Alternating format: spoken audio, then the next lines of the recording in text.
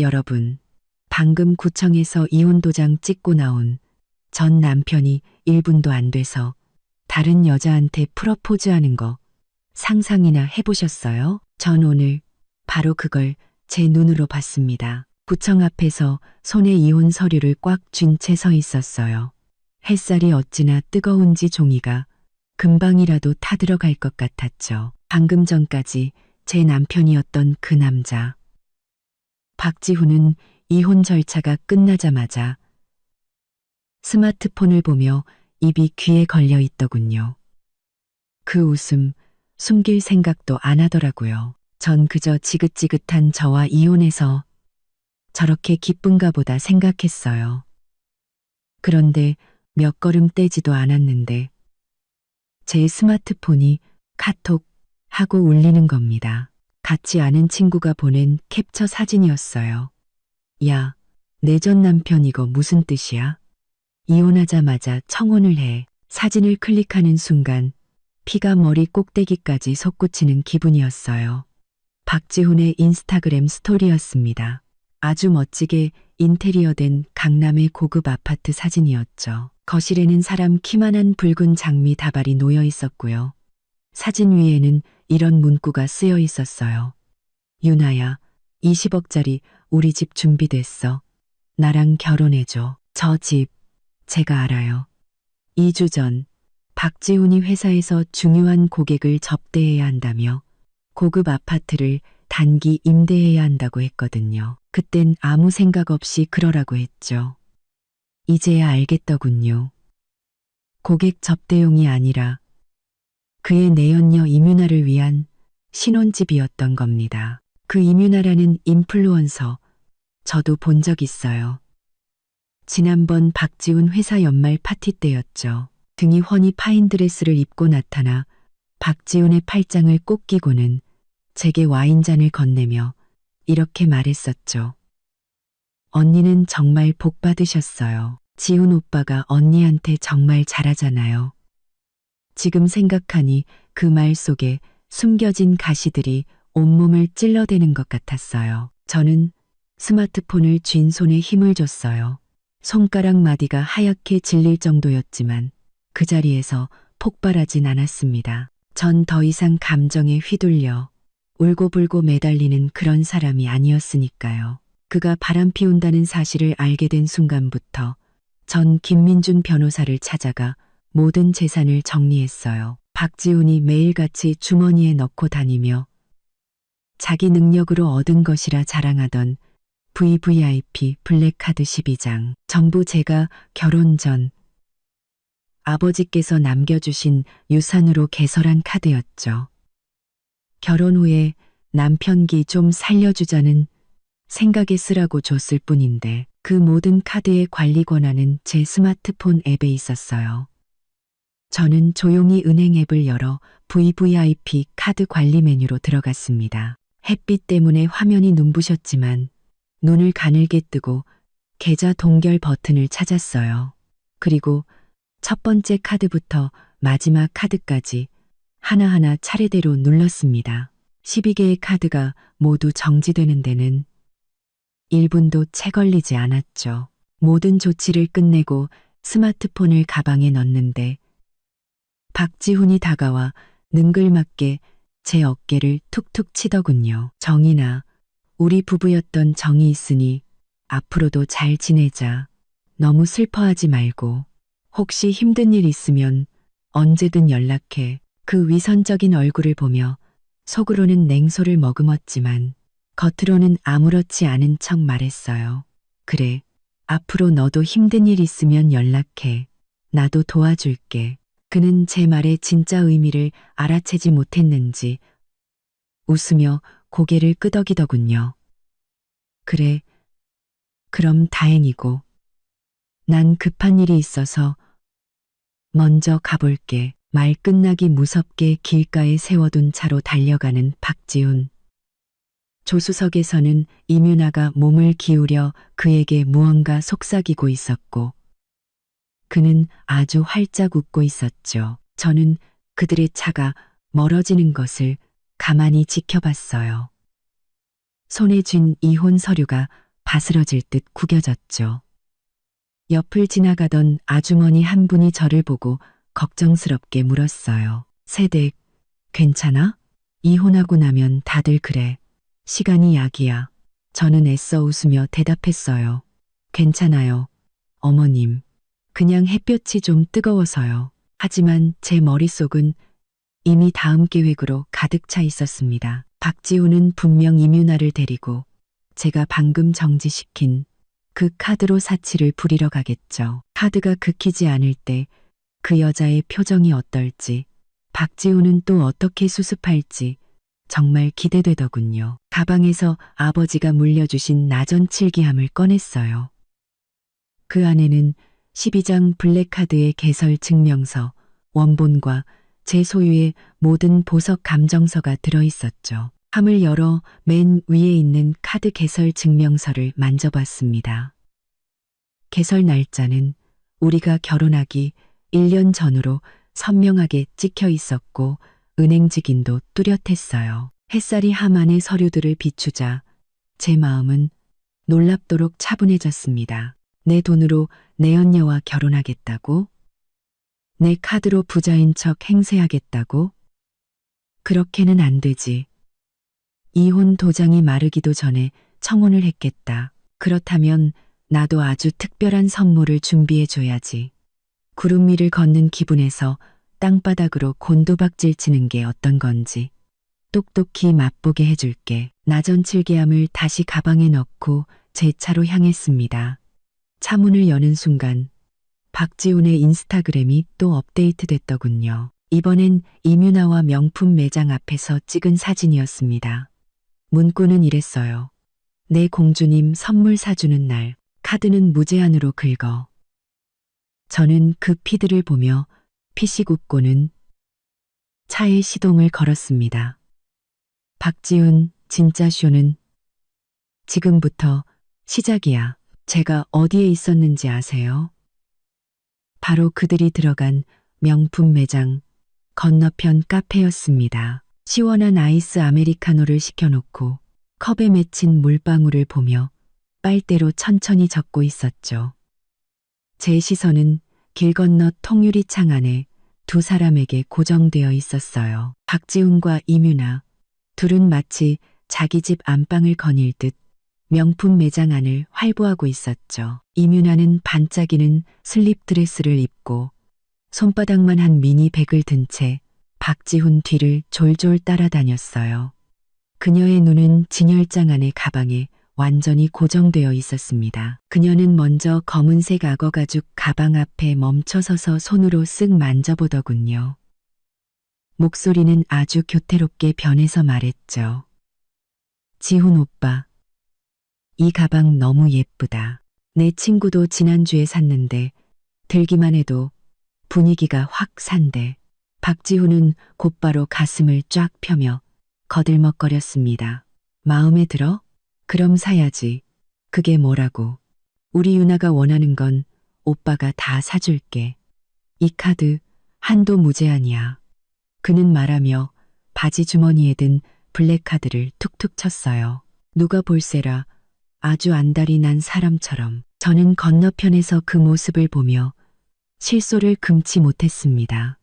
저 카드의 주인이 바로 나라는 걸, 그리고 내가 방금 꽁꽁 얼려버렸다는 걸 그는 까맣게 잊은 모양이었죠. 악어 가죽 가방은커녕 물 한 병 사기도 힘들 텐데 말이에요. 곧이어 이뮤나는 박지훈을 끌고 목걸이 코너로 갔습니다.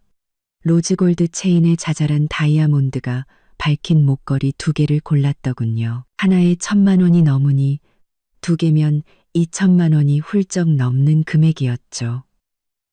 그녀는 거울 앞에서 목걸이를 대보며 박지훈에게 물었습니다. 오빠, 이게 더 예뻐? 아니면 이게 더 예뻐?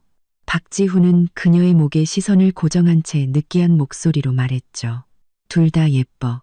우리 유나는 뭘 해도 예쁘지. 둘 다 사. 그러고는 옆에 있던 비치 팔찌까지 가리키며 말했어요. 이것도 내 드레스랑 잘 어울리네. 같이 포장해달라고 하자. 저는 스마트폰 계산기를 두드려 봤습니다. 800만 원짜리 악어 가죽 가방, 2. 500만 원짜리 목걸이 2개. 1. 500만 원짜리 비치 팔찌 합쳐서 4.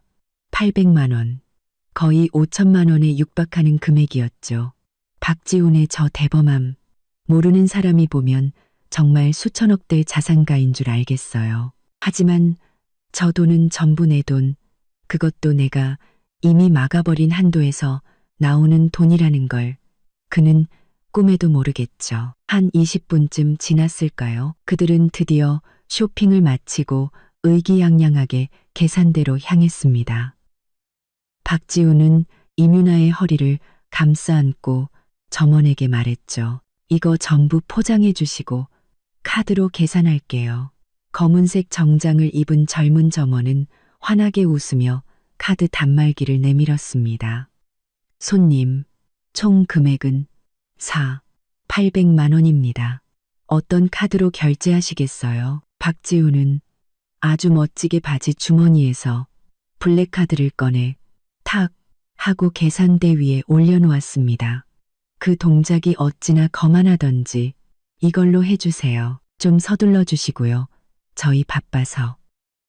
점원은 카드를 받아 단말기에 꽂고 몇 번 버튼을 눌렀습니다.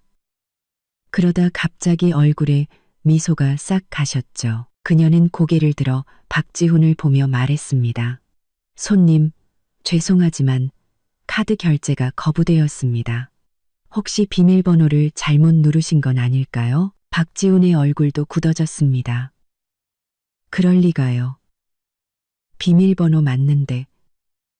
다시 한번 해보세요. 점원은 다시 시도했지만 단말기는 삑 소리를 내며 거래 실패 메시지를 띄울 뿐이었습니다. 주변에 있던 다른 손님 몇몇이 그들을 쳐다보기 시작했어요. 박지훈의 얼굴이 슬슬 붉어지기 시작했죠. 그는 허둥지둥 주머니에서 다른 블랙카드를 꺼냈습니다. 이걸로 다시 해보세요. 아까 그 카드가 문제가 있었나 보네요. 저는 건너편 카페에서 아이스 아메리카노를 한 모금 마시며 속으로 웃었습니다. 카드는 문제가 없어. 박지훈. 내 인생이 문제지. 그리고 그 문제는 한 장으로 끝나지 않을걸.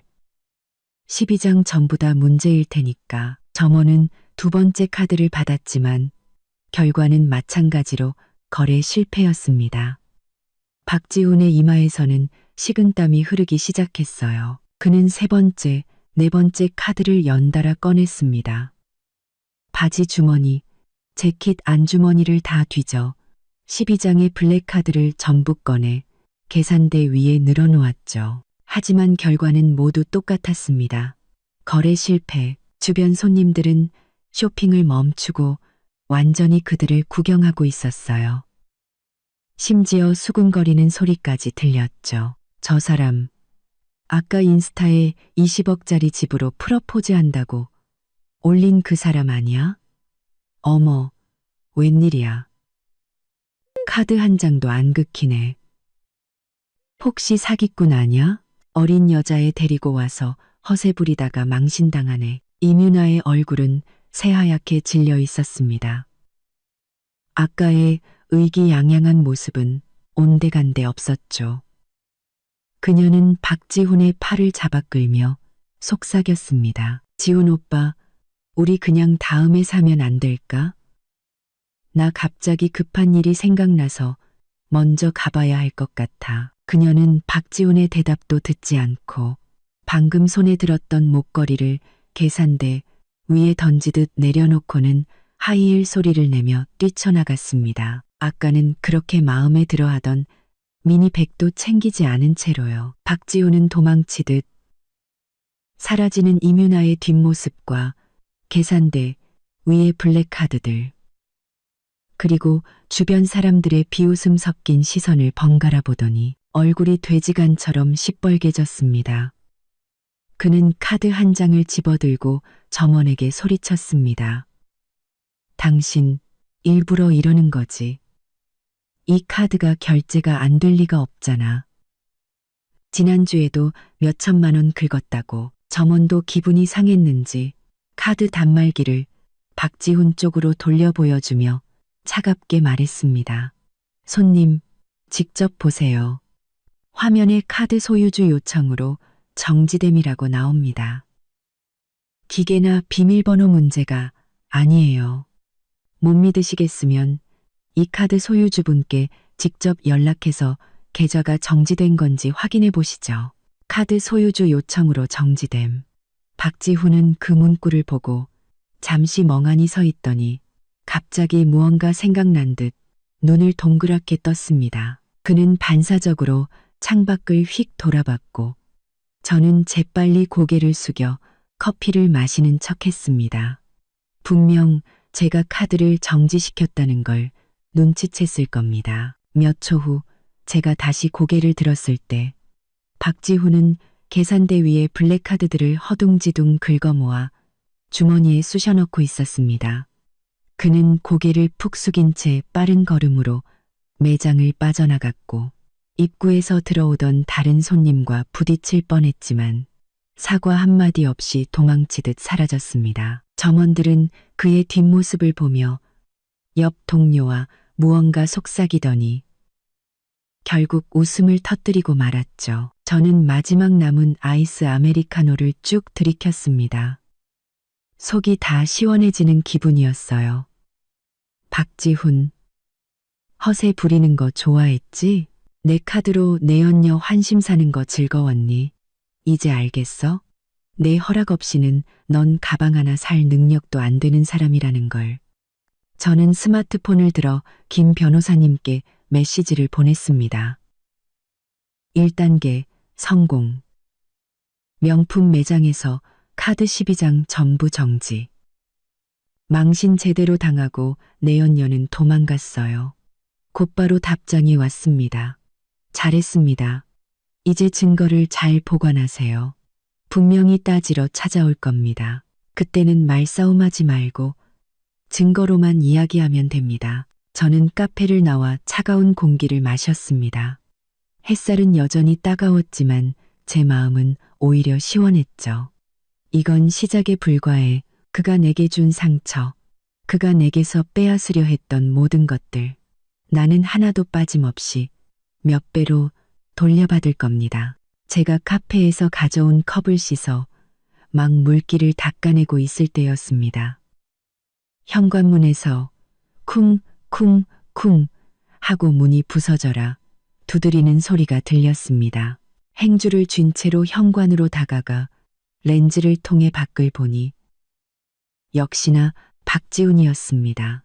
머리는 엉망이었고 낮에 입었던 정장은 구겨져 있었으며 소매 끝에는 어디서 묻었는지 모를 먼지까지 묻어 있었죠. 낮에 명품 매장에서 허세를 부리던 모습과는 완전히 다른 초라한 모습이었습니다. 저는 천천히 문을 열었습니다.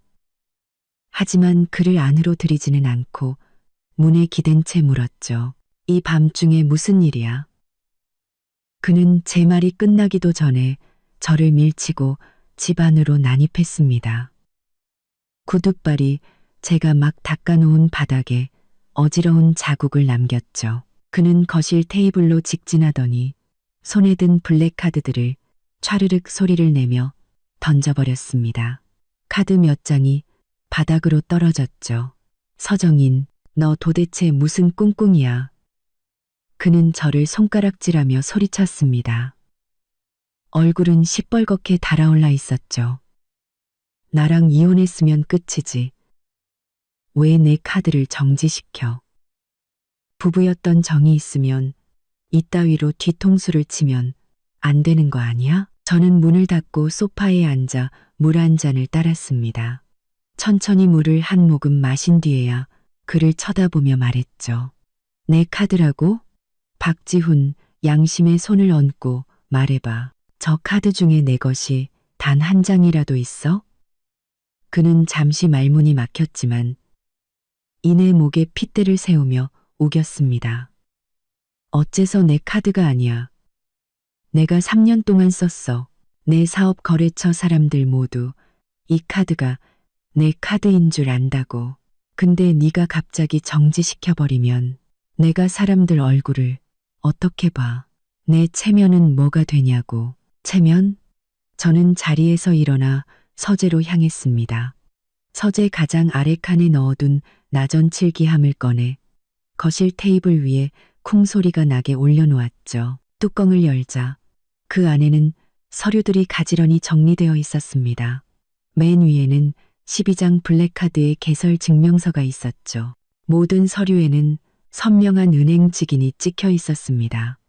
저는 맨 위 서류 한 장을 집어 그의 눈앞에 내밀었습니다.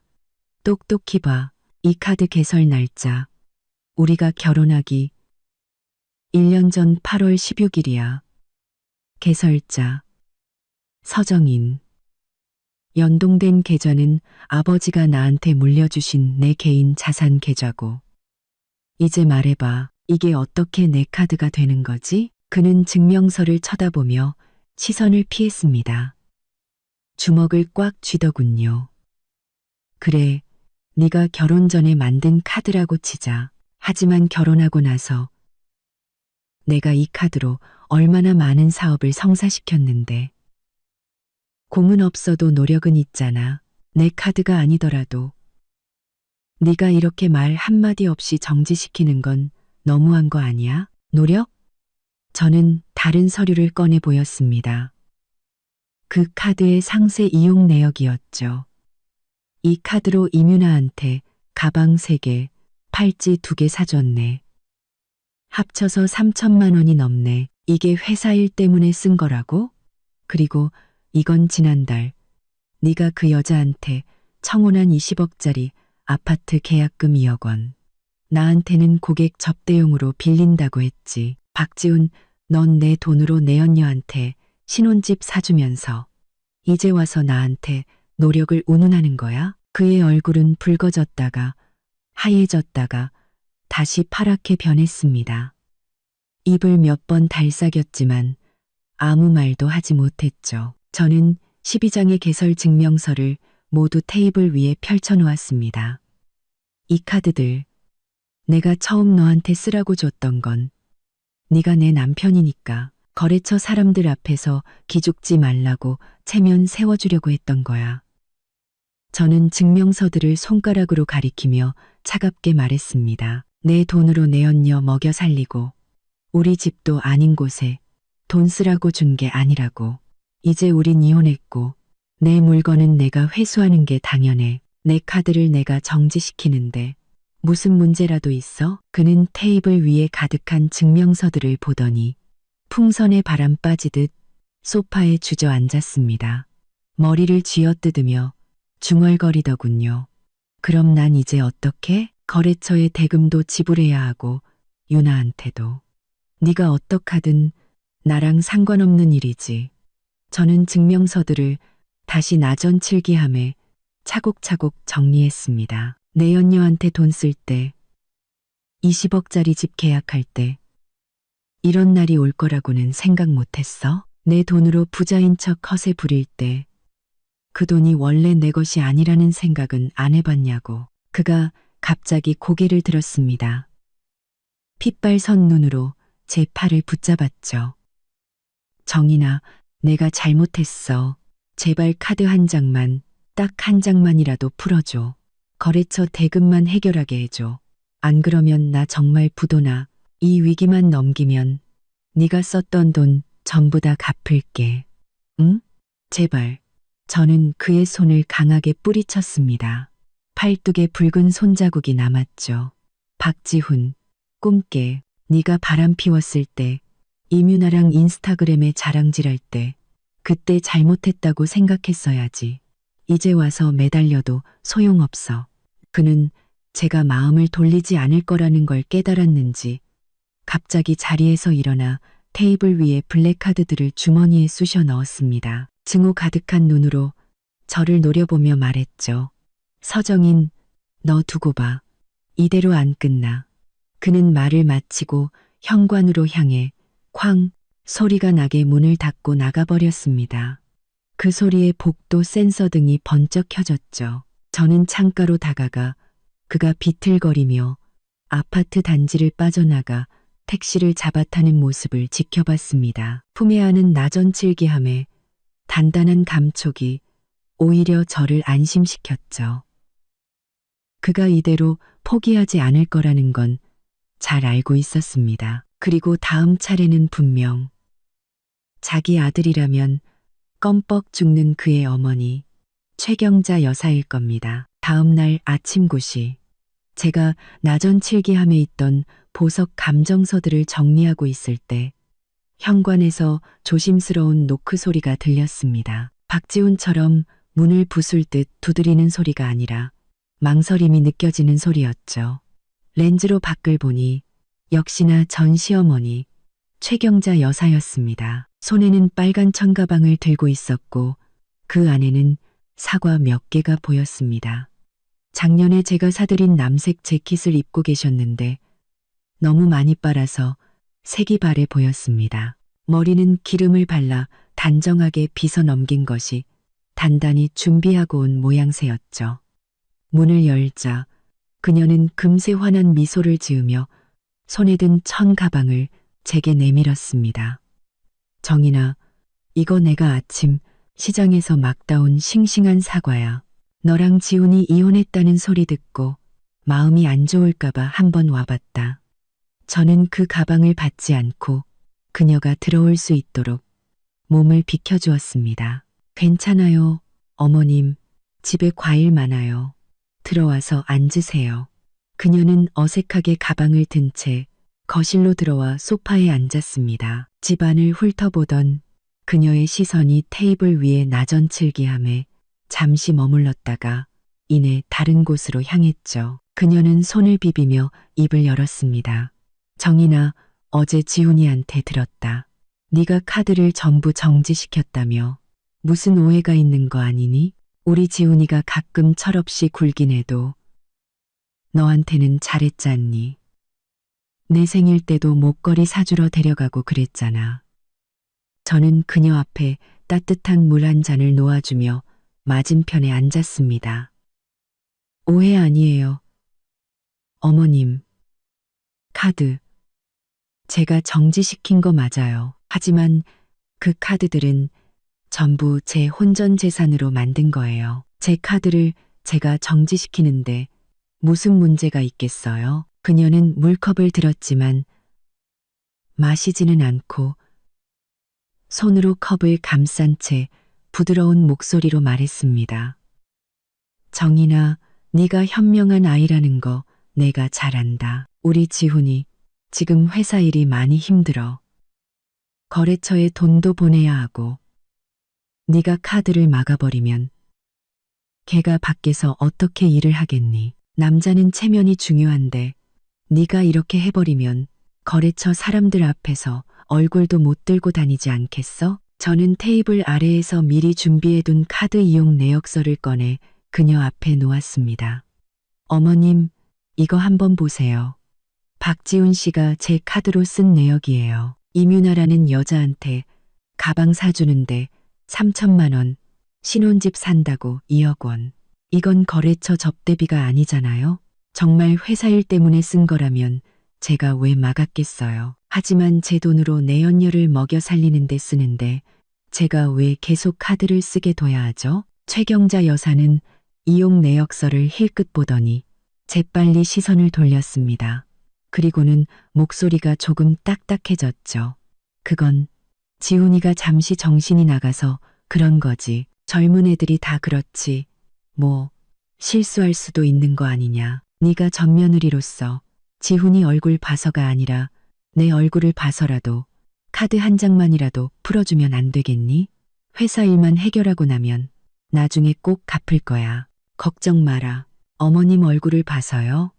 저는 나전칠기함에서 보석되어 확인서 3장을 꺼내 그녀 앞에 펼쳐놓았습니다. 그럼 어머님은 제 얼굴을 봐서 제가 빌려드렸던 이 보석들 좀 돌려주시겠어요? 그녀는 그 확인서들을 보고 얼굴색이 확 변했습니다. 보석? 무슨 보석 말이야? 난 내 보석 같은 거 받은 적 없다. 기억 안 나세요? 어머님? 저는 첫 번째 확인서를 가리켰습니다. 작년 3월 친척분 금혼식 가신다고 제 빚이 팔찌 빌려 가셨잖아요. 여기 최경자 여사님께 대여함. 혼인관계 유지 기간 내 반납이라고 쓰여 있고 어머님 서명도 되어 있는데요. 그리고 이건 작년 5월 따님 약혼식 때 빌려가신 다이아몬드 목걸이. 이것도 작년 8월 어머님 생신 때 끼고 싶다고 하셔서 빌려드린 루비 반지. 이 세 개, 비치 팔찌가 2억, 다이아 목걸이가 1억 5천, 루비 반지가 1억, 합쳐서 4억 5천만 원이에요. 전부 제 혼전 재산이고요.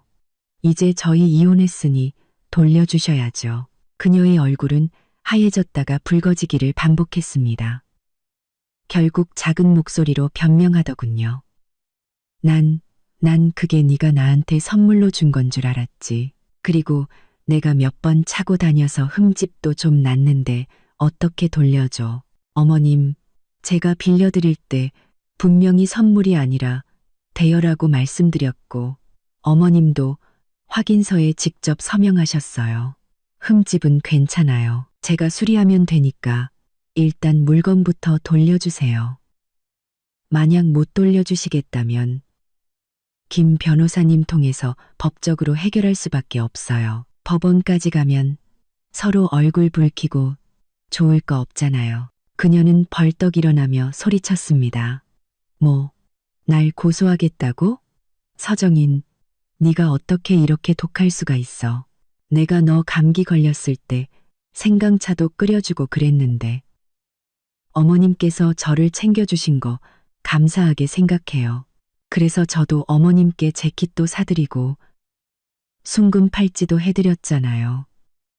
하지만 이건 별개의 문제예요. 빌려가신 건 돌려주셔야죠. 오늘 가져오셨으면 이걸로 끝내고 안 가져오셨으면 집에 가서 가져오세요. 기다릴게요.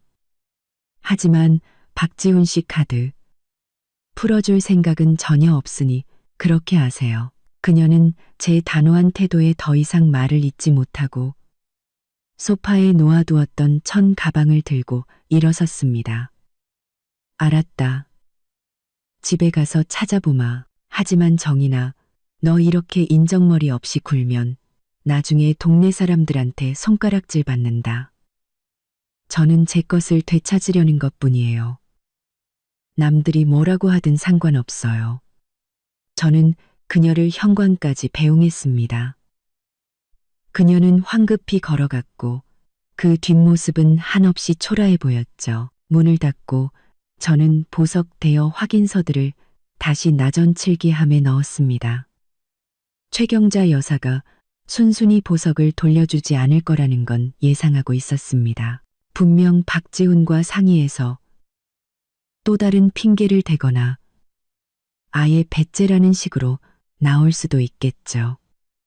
하지만 상관없습니다. 제게는 그녀의 서명이 담긴 확인서와 김 변호사님이 있으니까요.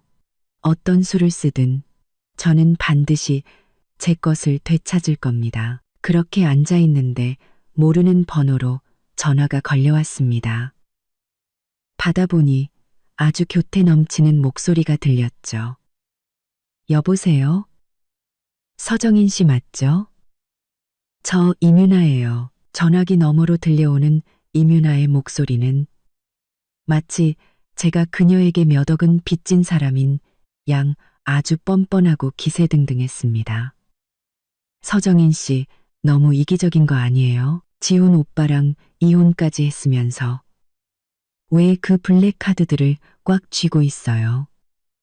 그 카드들 오빠가 3년이나 썼으면 이제 당연히 오빠 거죠. 저는 막 닦아놓은 보석 감정용 루페를 만지작거리고 있었습니다. 아버지의 유품이었죠. 그녀의 말에 어이가 없어 웃음이 터져 나올 뻔했습니다. 임윤아 씨, 상황 파악이 잘 안 되나 본데 그 카드들은 전부 제가 결혼 전에 제 돈으로 만든 거예요. 박지훈 씨와는 아무 상관없다고요. 내 카드를 내가 정지시키든 누구한테 주든 그쪽이 상관할 바는 아닌 것 같은데요. 그녀는 제 말에 발끈하며 목소리를 높였습니다.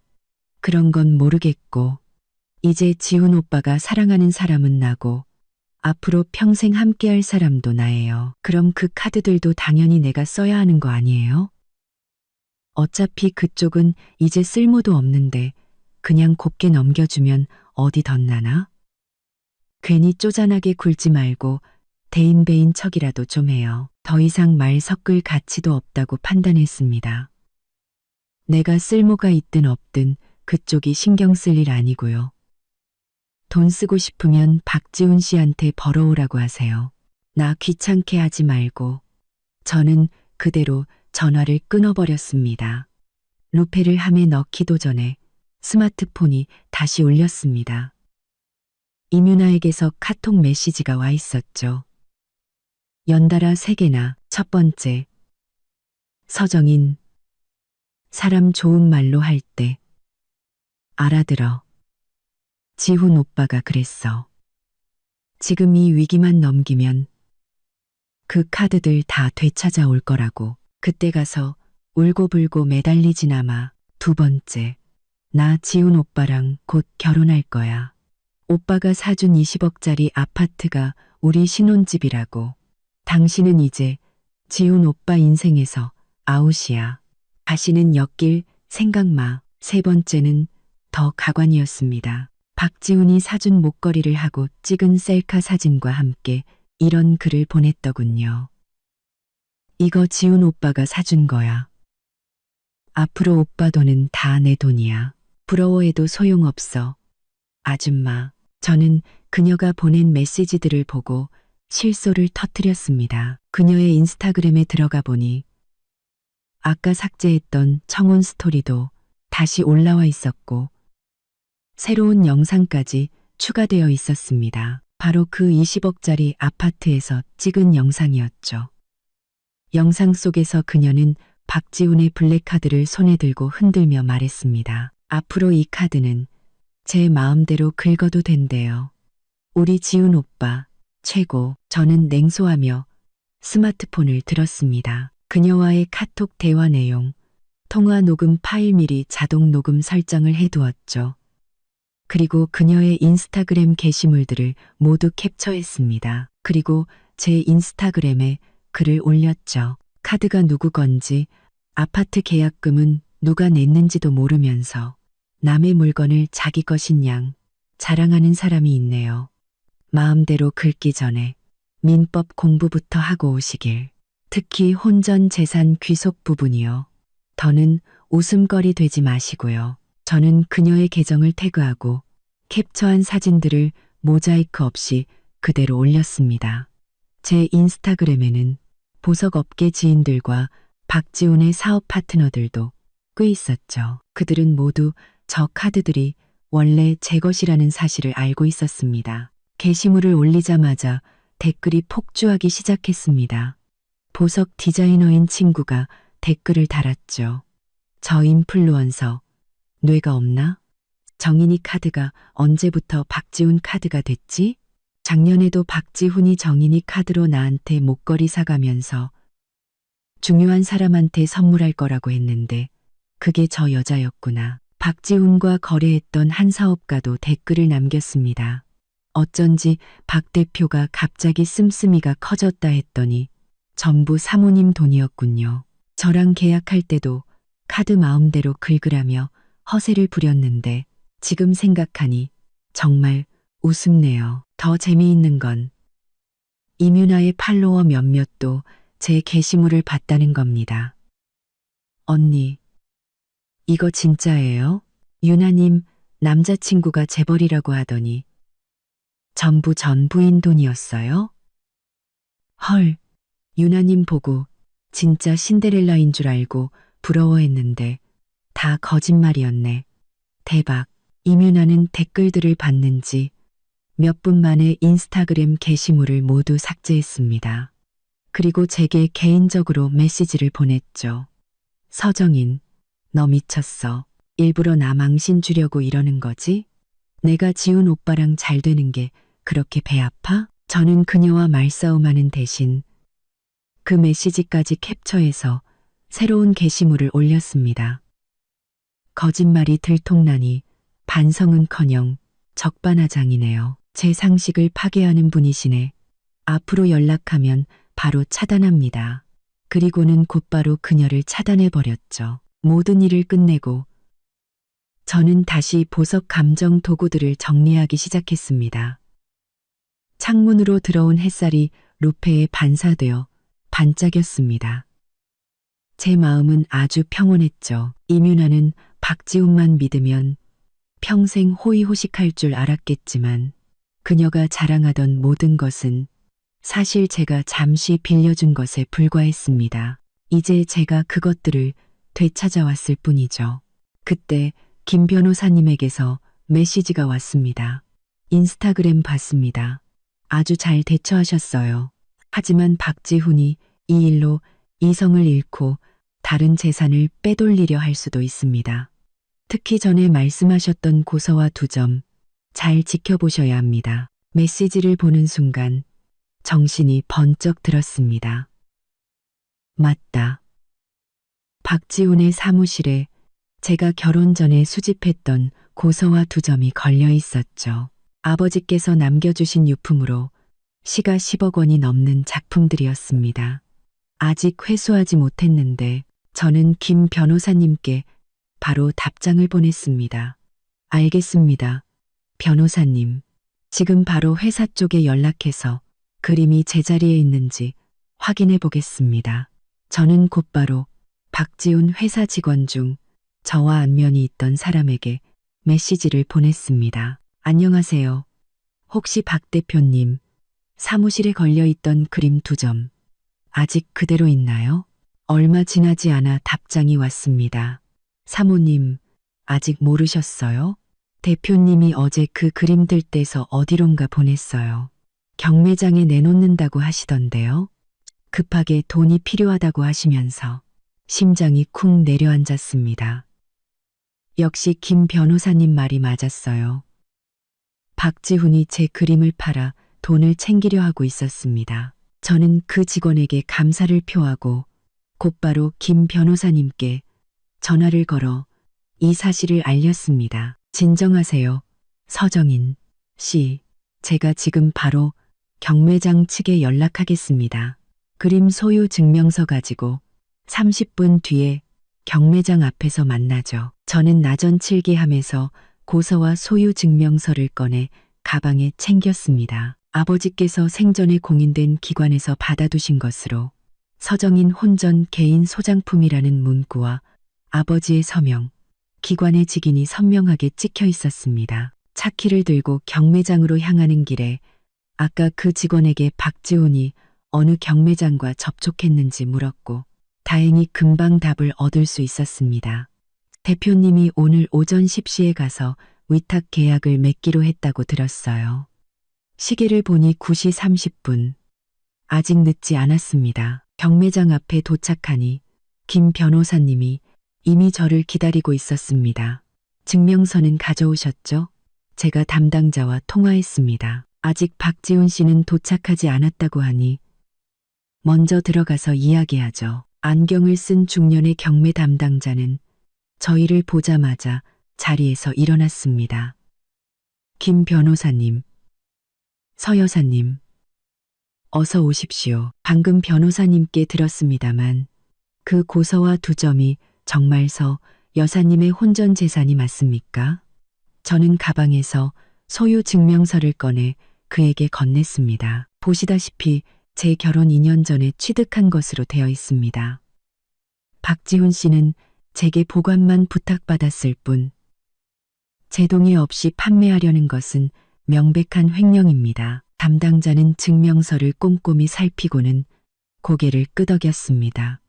확실히 서 여사님의 개인 재산이 맞군요. 박지훈 씨가 제출한 서류에는 그냥 개인 소장이라고만 되어 있었습니다. 걱정 마십시오. 저희는 절대 그와의 위탁 계약을 진행하지 않을 것이며 그의 신청 자체를 동결 처리하겠습니다. 김 변호사님은 서류 가방에서 미리 준비해온 내용 증명을 꺼내 담당자에게 건넸습니다. 만약 박지훈 씨가 계속해서 문제를 일으킨다면 이 내용 증명을 근거로 법적 대응을 하시면 됩니다. 저희 쪽에서도 모든 법적 조치를 취할 것입니다. 이야기를 막 마쳤을 때 경매장 입구에서 박지훈의 목소리가 들려왔습니다. 제가 말씀드렸죠? 이 그림들 아주 귀한 작품이라니까요. 분명 좋은 가격을 받을 수 있을 겁니다. 그는 저희를 발견하고는 얼굴이 굳어져 그 자리에 멈춰 섰습니다. 당신들이 왜 여기에 있어? 김 변호사님이 앞으로 나서며 단호하게 말했습니다. 박지훈 씨, 이 그림들의 합법적인 소유주는 서정인 씨입니다. 당신의 불법적인 재산 처분 시도는 이미 경매장 측에 통보되었고 당신의 위탁 신청은 거부되었습니다. 만약 한 번이라도 더 이 그림들의 손을 대려 한다면 즉시 당신을 고소할 겁니다. 박지훈은 얼굴이 시뻘개져서 저를 향해 소리쳤습니다. 서정인, 너 정말 너무하는 거 아니야?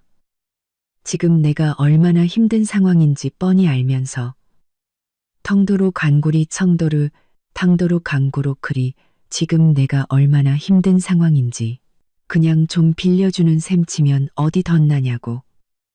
나중에 돈 벌어서 몇 배로 갚아주면 되잖아. 안 돼. 저는 그를 똑바로 쳐다보며 말했습니다. 이 그림들은 아버지가 남겨주신 내 추억이야. 네가 돈놀이 하는데 쓸 물건이 아니라고. 그리고 그 돈 받아서 이뮤나한테 가방 사주고 아파트 대출금 갚으려는 거 아냐? 네가 싼 똥은 네가 치워. 나한테 손 벌릴 생각하지 마. 그가 무언가 더 말하려 할 때 경매 담당자가 그에게 다가가 소유 증명서를 보여주며 말했습니다. 박지훈 씨, 이 그림들은 명백히서 여사님의 혼전 재산입니다. 저희는 위탁 계약을 해드릴 수 없으니 이만 돌아가 주십시오. 박지훈은 증명서의 글자들을 보고는 주먹을 꽉 쥔 채 저를 한번 쏘아보고는 돌아서 나가버렸습니다. 그 뒷모습은 그 어느 때보다도 초라해 보였죠. 경매장을 나오자 김 변호사님이 제게 말했습니다. 그림 문제는 해결됐지만 더 중요한 문제가 남았습니다. 전에 말씀하셨던 60억 원 상당의 보석들. 이것도 빨리 회수해야 합니다. 제가 정인 씨의 혼전 소장품 58억 원어치와 결혼 후 박지훈 씨와 그 가족에게 증여했던 2억 원어치의 목록을 모두 정리했습니다. 이제 이혼했으니 전부 돌려받을 권리가 있습니다. 60억. 저는 생각보다 큰 액수에 잠시 놀랐습니다. 김 변호사님은 서류 가방에서 정리된 목록을 꺼내 제게 보여주었습니다. 이 목록에 있는 보석들은 모두 정인 씨의 혼전 재산이거나 혼인 관계 유지를 조건으로 한 증여품입니다. 이제 이혼했으니 법적으로 모두 돌려받을 수 있습니다. 저는 목록을 보며 아버지께서 남겨주신 이 보석들이 단순한 재산을 넘어 제 인생의 가장 큰 버팀목이 되어주고 있다는 사실을 다시금 깨달았습니다. 김 변호사님은 곧바로 박지훈에게 전화를 걸어 스피커폰으로 전환했습니다. 박지훈 씨, 서정인 씨의 법률 대리인 김민준 변호사입니다. 서정인 씨 소유의 60억 원 상당 보석 혼전 소장품 및 증여품 포함을 이혼에 따라 7일 이내에 반환할 것을 정식으로 통보합니다. 기한 내에 반환하지 않을 시 법원에 소송을 제기하여 모든 법적 책임을 묻겠습니다. 전화기 너머에서 박지훈이 황당하다는 듯 소리쳤습니다. 60억? 김 변호사님, 장난합니까? 그거 다 서정인이 좋아서 나랑 우리 엄마한테 선물한 거라고요. 줬다 뺏는 게 어디 있습니까? 말도 안 되는 소리 하지 마세요. 김 변호사님은 차갑게 웃으며 말했습니다. 박지훈 씨, 잊으셨나 본데 서정인 씨가 당신과 당신 어머니께 보석을 증여할 때 증여 계약서를 작성했습니다. 계약서에는 혼인 관계 유지 기간 동안 사용하며 이혼 시 반환한다는 조항이 명시되어 있고 당신과 당신 어머니의 서명과 지장까지 찍혀 있습니다. 당신과 당신 어머니의 서명과 지장까지 찍혀 있습니다. 못 믿으시겠으면 지금 바로 사본을 보내드리거나 제 사무실로 와서 원본을 확인하셔도 좋습니다. 전화기 너머로 잠시 침묵이 흘렀습니다. 이내 당황한 박지훈의 목소리가 들려왔죠. 무슨 계약서? 난 기억 안 나. 우리 엄마도 그런 말 한 적 없어. 기억이 나든 안 나든 당신의 자필 서명과 지장이 증거입니다. 7일 드립니다. 보석을 반환하든지 법원에서 소환장을 받든지 직접 선택하십시오. 김 변호사님은 말을 마치고 전화를 끊었습니다. 저는 손에 든 보석 목록과 나전 칠기함을 번갈아 보았습니다. 마음이 든든했죠. 김 변호사님과 이 확실한 증거들이 있는 한 박지훈이 어떤 발버둥을 쳐도 제 것을 빼앗아갈 수는 없을 겁니다. 김 변호사님과의 통화가 끝나고 2시간도 채 되지 않아 저희 집 초인종이 요란하게 울렸습니다. 굳이 확인하지 않아도 박지훈이라는 걸 알 수 있었죠. 문을 열자 그는 어제보다 더 헝클어진 모습으로 서 있었습니다. 손에는 무언가 담긴 비닐봉지를 들고 있었죠. 서정인, 그 계약서 당장 내놔봐. 그는 집 안으로 들어오며 소리쳤습니다. 김 변호사가 말한 그 증여, 계약서 말이야. 난 그런 거에 사인한 기억이 없어. 분명 네가 나중에 위조한 걸 거야. 저는 그를 거실 소파에 앉히고 서재로 들어가 나전 칠기함을 가져왔습니다. 함을 열어 맨 아래에 있던 서류 뭉치를 꺼냈죠. 바로 보석증여 계약서였습니다. 저는 그 계약서를 그의 앞에 던지듯 놓았습니다. 내 눈으로 직접 봐. 이게 내 서명이 아니라고? 내 지장이 아니라고? 그는 계약서를 집어들고 서명 부분을 손으로 문질러 보더니 얼굴이 하얗게 질렸습니다. 이건 네가 나한테 그냥 형식적인 거라고 해서 제대로 읽지도 않고 사인한 거잖아. 이건 무효야. 무효라고? 저는 함에서 녹음기 하나를 더 꺼내 재생 버튼을 눌렀습니다. 계약서를 작성하던 당시의 대화가 흘러나왔죠. 제 차분한 목소리, 이 계약서에는 이 보석들이 혼인 기간 동안만 당신에게 사용권이 있으며 이혼 시에는 반드시 나에게 반환해야 한다고 명시되어 있어. 똑똑히 읽어보고 서명해. 그리고 이어서 들려오는 박지훈의 귀찮다는 목소리. 알았어, 알았다고 그냥 형식적인 거라며 빨리 사인하면 될 거 아냐. 녹음기에서는 만년필이 종이에 서명하는 소리까지 선명하게 들렸습니다. 박지훈의 얼굴은 잿빛이 되었습니다. 그는 녹음기를 끄고 계약서를 테이블에 던지며 말했습니다. 그래, 내가 사인했다고 치자. 하지만 내가 그 보석들을 몇 년이나 썼는데 흠집도 나고 닳았을 거 아냐. 어떻게 그 가치를 그대로 물어내라는 거야. 흠집? 저는 함에서 또 다른 서류. 바로 지난주에 발급받은 보석 감정평가서를 꺼내 보였습니다. 여기 공인된 감정평가서야. 내 어머니가 빌려갔던 루비 반지에 약간의 생활 흠집이 있는 것다. 외에는 모든 보석의 상태가 최상급이라고 나와 있어. 그 흠집은 수리하면 그만이고 가치에는 전혀 영향이 없다고. 그리고 계약서에는 이혼 후 반환이라고만 되어 있지. 쓰다가 다르면 안 갚아도 된다는 조항은 없어. 네가 몇 년 썼다고 남의 물건이 내 것이 되는 건 아니지. 그는 감정평가서를 뒤적이며 한참 동안 말이 없었습니다. 이내 다른 핑계를 대기 시작했죠. 그럼 우리 엄마가 빌려간 보석 3개는 네가 우리 엄마한테 직접 준 거잖아. 나랑은 상관없으니 엄마한테 가서 직접 받아내. 이미 내 어머니는 만나고 왔어. 처음엔 받은 적 없다고 오리발 내밀더니 나중엔 선물인 줄 알았다고 말을 바꾸더군. 내 어머니한테도 똑같이 7일의 시간을 줬어.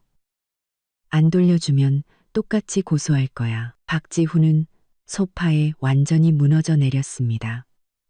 머리를 쥐어뜯으며 중얼거렸죠. 60억.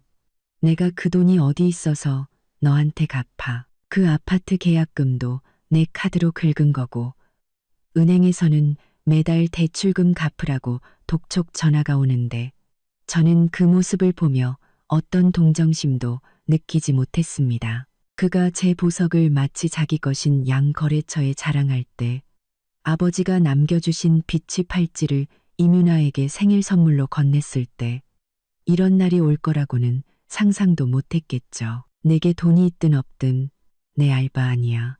저는 모든 서류를 다시 나전 칠기함에 넣었습니다. 7일 안에 모든 보석을 반환해. 단 하나라도 부족하면 안 돼. 만약 약속을 지키지 않으면 네 명의로 된 모든 재산에 대해 가압류 신청을 할 거야. 그 20억짜리 아파트 포함해서 경매로 넘겨서 보석값을 받아낼 테니 뭐가 더 나은 선택일지 잘 생각해봐. 그는 고개를 번쩍 들었습니다.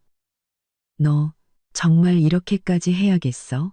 우리 그래도 부부였잖아. 마지막 정이라도 좀 베풀어주면 안 돼? 정? 저는 차갑게 그를 쳐다봤습니다. 네가 이윤아랑 인스타그램에 자랑질할 때 내게 정을 베풀었니? 내 카드로 그 여자 신혼집 계약할 때 내게 정을 베풀었냐고? 아버지가 남기신 그림 팔아치우려 할 때 나한테 정을 베풀었어?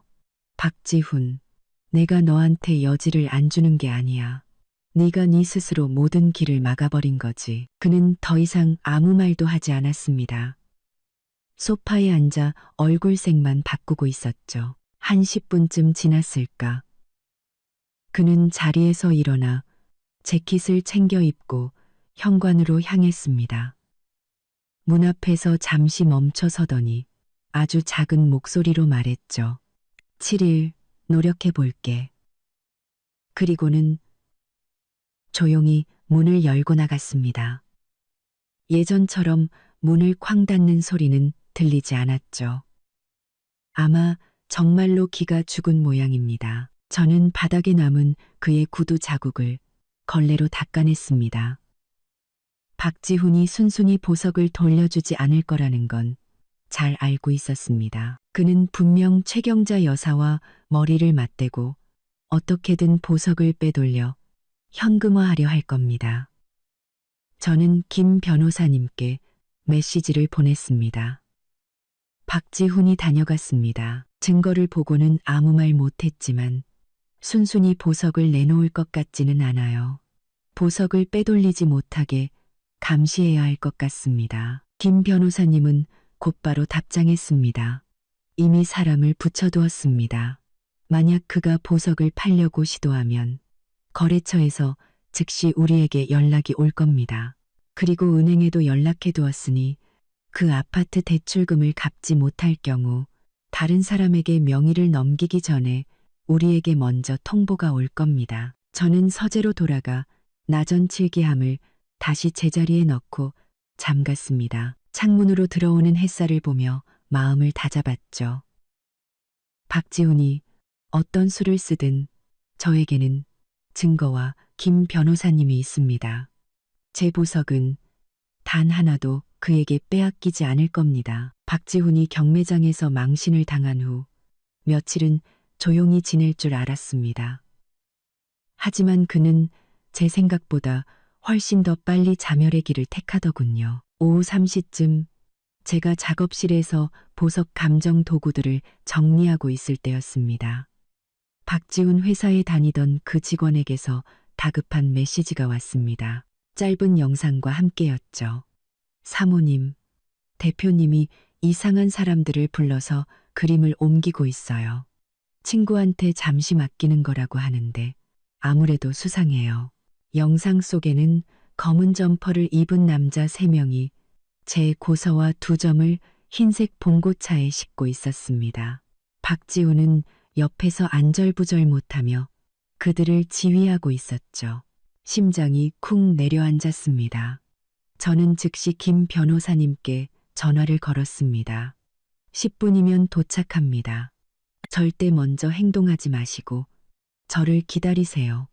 저는 가방에 소유 증명서 원본과 사본을 챙겨 넣고 박지훈의 회사로 달려갔습니다. 아버지께서 가장 아끼셨던 그 그림들, 절대 불법적인 경로로 사라지게 둘 수는 없었습니다. 회사 건물 앞에 도착하니 김 변호사님이 이미 저를 기다리고 있었습니다. 제가 관리사무소에 연락해서 저 봉고차를 막아달라고 했습니다. 우리는 함께 건물 안으로 들어갔습니다.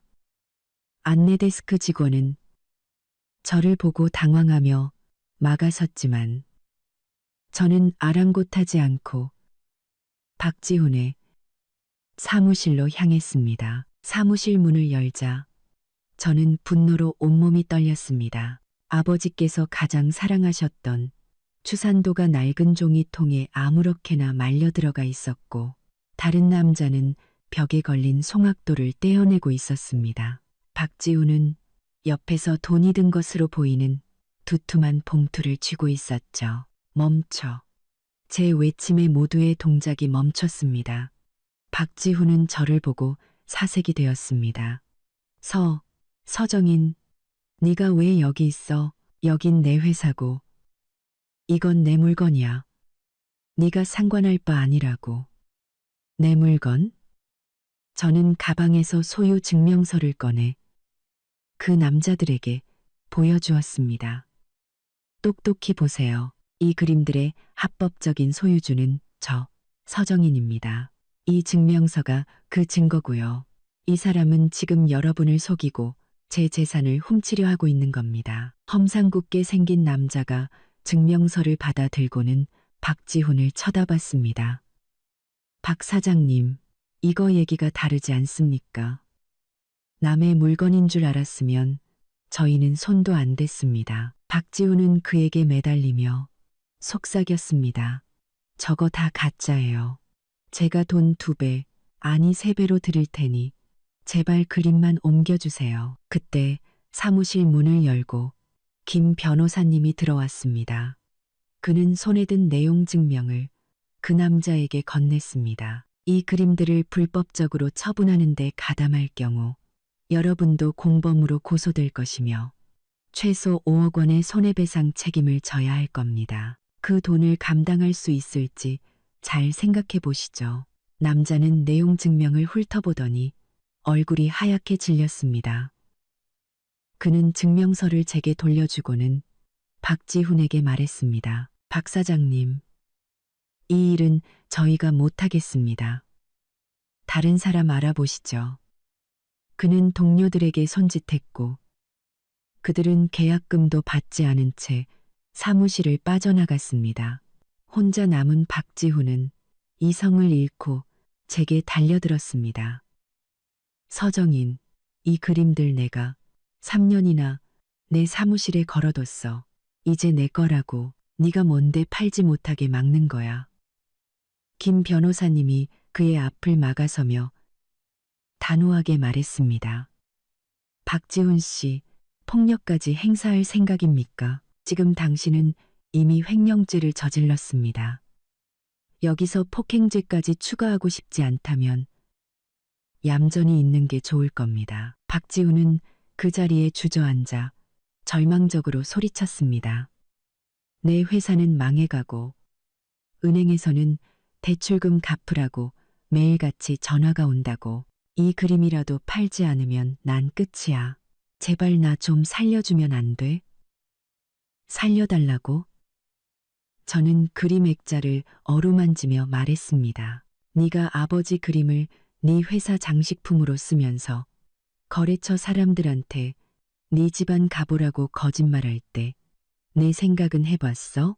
네가 지금 이 지경이 된 건 전부 네가 자초한 일이야. 저는 김 변호사님께 그림을 제 차로 옮겨달라고 부탁했습니다. 박지훈은 바닥에 주저앉아 다 끝났어.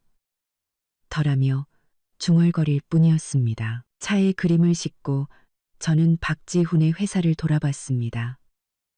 유리문에는 실내 경영, 동반 성장이라는 문구가 붙어 있었죠. 정말이지 역겨운 위선이었습니다. 차에 오르자 김 변호사님이 말했습니다. 박지훈. 이제 정말 막다른 길에 몰렸군요. 아마 곧 있을 약혼식을 이용해서 투자자를 끌어모으려 할 겁니다. 그날을 잘 준비해야 합니다. 저는 고개를 끄덕였습니다. 네, 변호사님. 그의 약혼식 날 아주 특별한 선물을 함께 전달하죠. 작업실에서 막 되찾아온 빛이 팔찌를 손질하고 있을 때였습니다.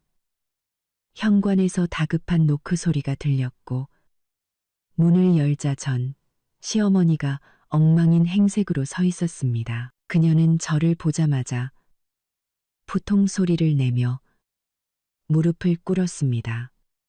정인아, 제발 카드 한 장만 풀어다오. 우리 지훈이 회사 직원들은 월급 달라고 아우성이고 은행에서는 아파트 대출금만 갚으면 집을 경매에 넘기겠다고 한단다. 우리 길바닥에 나앉게 생겼어. 저는 그녀를 일으켜 세워 작업실 안으로 들였습니다. 그리고 그녀 앞에 박지훈이 SNS에 올렸던 자랑글들, 이뮤나에게 명품을 사주던 영수증, 그리고 그녀 자신이 제 다이아몬드 목걸이를 하고 친척들 앞에서 뽐내던 사진들을 보여주었습니다.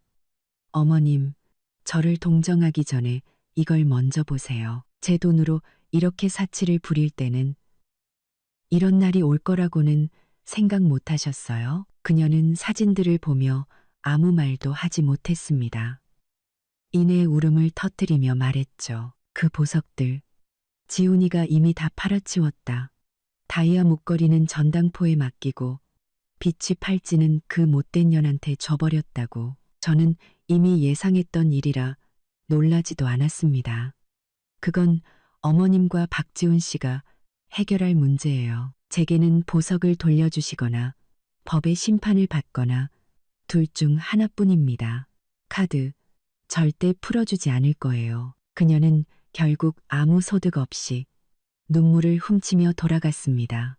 그 뒷모습에서 저는 어떤 연민도 느끼지 못했습니다. 그들이 제게 저질렀던 일을 생각하면 이건 그들이 마땅히 받아야 할 벌이었습니다. 그리고 며칠 뒤 김 변호사님에게서 연락이 왔습니다. 박지훈이 다음 주 토요일 5성급 호텔에서 약혼식을 연다고 합니다. 아마 마지막 발악인 것 같군요. 그날 우리가 모든 것을 끝내도록 하죠. 약혼식 날 저는 샴페인색 드레스 위에 베이지색 트렌치 코트를 걸치고 모든 증거 자료가 담긴 검은색 토트백을 들었습니다. 김 변호사님과 함께 호텔 입구에 서자 두 사람의 얼굴이 담긴 거대한 포스터가 저희를 맞이했죠. 우리는 초대장 없이 변호사 신분증을 보여주고 당당히 연회장으로 들어갔습니다. 연회장 안은 화려함 그 자체였죠. 그 자체 박지훈은 빌린 것이 분명해 보이는 흰색 턱시도를 입고 이뮤나의 허리를 감싼 채 단상 위에서 연설하고 있었습니다. 오늘 저와 유나의 약혼을 축하해 주러 오신 모든 분께 감사드립니다. 저는 앞으로 유나가 원하는 것이라면 무엇이든 해줄 것입니다. 제 카드는 언제나 그녀를 위해 열려 있을 테니까요. 저는 그 모습을 보며 실소했습니다. 그리고 연회장 중앙의 대형 스크린으로 향했죠. 잠시만 주목해 주시겠습니까? 약혼을 축하하는 의미에서 제가 특별한 영상을 준비했습니다. 저는 준비해온 USB를 연결했습니다. 점더통 판공보 포를 탄고 스크린에는 박지훈이 명품 매장 앞에서 내 공주님 선물 사주는 날. 카드는 무제한으로 긁어라고 외치던 영상이 재생되었습니다. 이어서 제가 그 12장 블랙카드에 실제 소유주임을 증명하는 서류들, 60억 원 상당의 보석 증여 계약서, 그리고 20억 원 아파트의 계약금이 제 카드로 결제된 내역이 차례대로 화면에 나타났습니다. 연회장은 순식간에 아수라장이 되었습니다. 저거 다 저 여자 돈이었어. 사기꾼 아니야. 어쩐지 갑자기 부자가 됐다 했어. 여기저기서 수군거리는 소리가 들려왔죠. 이민아는 얼굴이 새하얗게 질려 박지훈의 팔을 뿌리치고 소리쳤습니다. 이게 다 사실이야? 나한테 거짓말한 거야? 그녀는 그대로 웨딩드레스 자락을 붙잡고 연회장을 뛰쳐나갔습니다. 하객들은 그 모습을 보며 폭소를 터뜨렸죠. 이성을 잃은 박지훈이 제게 달려들었지만 김 변호사님이 그를 막아섰습니다. 박지훈 씨, 횡령, 사기, 재산은닉. 당신에게 적용될 죄목은 아주 많습니다. 이제 곧 법원에서 소환장을 받게 될 겁니다. 박지훈은 그 자리에 주저앉아 절망했습니다. 저는 그에게 다가가 이혼하던 날 그가 부부의 정이라며 건넸던 백지 수표를 그의 앞에 던졌습니다. 이게 당신이 말하던 부부의 정이야. 내 돈으로 내 연녀를 먹여 살리고 내 보석으로 허세를 부리고 결국 자신을 파멸시킨 것. 이건 전부 내가 자초한 일이야. 저와 김 변호사님은 엉망이 된 연회장을 뒤로하고 나왔습니다. 호텔 입구에서 아들의 약혼식을 축하해주러 오던 최경자 여사와 마주쳤죠. 그녀가 상황을 묻자 저는 웃으며 말했습니다. 아주 성공적으로 끝났어요. 신부가 도망가고 하객들도 다 떠났지만요. 직접 들어가서 보세요. 잠시 후 호텔 안에서는 그녀의 통곡 소리가 들려왔습니다. 그 후 박지훈의 회사는 부도가 났고 그는 수많은 소송에 휘말렸습니다. 20억 원짜리 아파트는 경매에 넘어갔지만 대출금과 직원들의 밀린 월급을 갚고 나니 남는 돈은 거의 없었죠. 최경자 여사는 시장에서 채소를 다듬는 일을 하며 근근히 살아간다고 들었습니다. 이민아는 사기꾼의 내연녀라는 꼬리표가 붙어 인플루언서 생명이 끝났고 결국 다른 도시로 도망치듯 떠났다고 합니다.